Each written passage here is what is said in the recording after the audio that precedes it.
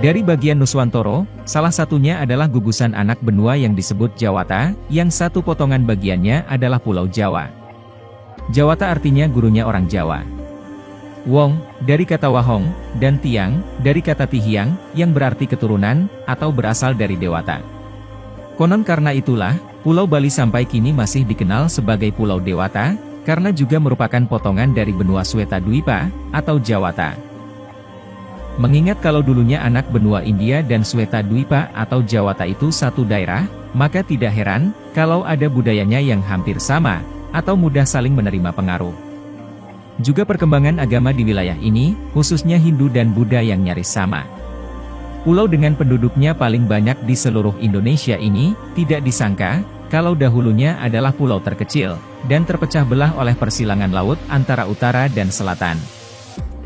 Kisah dipersatukannya seluruh pulau yang terdapat di berbagai pulau Jawa, akibat dari kesaktian yang dimiliki oleh Brahmana Agung, bernama Sanghyang Dewa.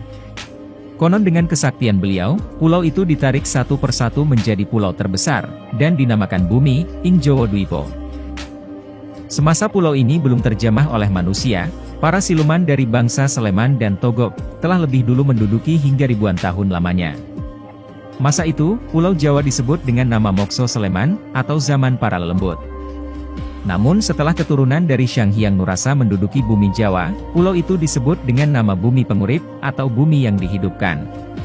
Sanghyang Dewa, akhirnya moksa di puncak Gunung Tidar, setelah beliau menyatukan berbagai bangsa lelembut untuk menuju jalan adil, atau kebenaran.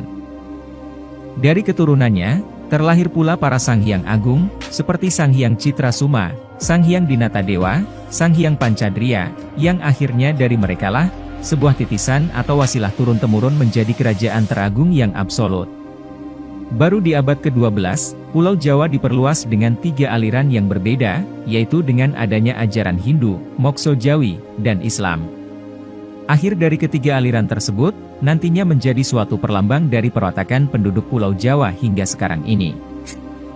Dalam perluasan arti ketiga tersebut, mencerminkan sebuah kehidupan bermasyarakat gemah ripah loh jinawi. Konon, ajaran ini hanya ada di Pulau Jawa, dan seterusnya menyebar ke seluruh pelosok yang ada di Indonesia, seperti ajaran Hindu misalnya. Ilmu, diajarkan oleh para Sanghyang Dewa. Ilmu ini sebagai aji rasa manunggaling agung. Lewat bait Sansekerta Yunani, ilmu itu mengupas kebenaran, keadilan, kejujuran, dan memahami sifat alam.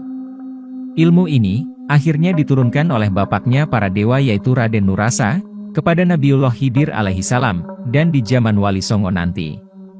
Ilmu ini dipegang, dan menjadi lambang dari sifat kependudukan masyarakat Jawa oleh 3 tokoh Waliullah, yaitu Sunan Kalijaga, Embah Cakrabuana, dan Kanjeng Syekh Siti Jenar.